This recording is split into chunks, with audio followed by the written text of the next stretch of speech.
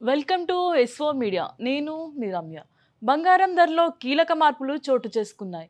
నిన్నటితో పోలిస్తే భారీగా పెరిగిన బంగారం ధర ఉదయం 10 గంటల సమయానికి భారీగా తగ్గుముఖం పట్టింది. 10 గ్రాముల బంగారం ధరపై ఏకంగా 800 వరకు దిగి వచ్చింది.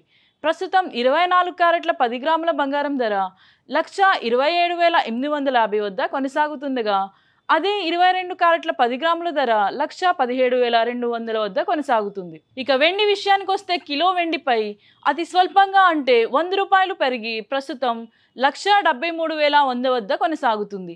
ఇదిలా ఉంటే నిన్న వెండి ధర భారీ స్థాయిలో పెరిగింది. ఏకంగా ₹10,000 వరకు ఎగబాకింది. ఇదిలా ఉండగా హైదరాబాద్లో తులం బంగారంపై ₹800 తగ్గి ప్రస్తుతం 1,27,850 వద్ద కొనసాగుతుంది. ఇక విజయవాడలోనూ ఇతర ధర కొనసాగుతుంది.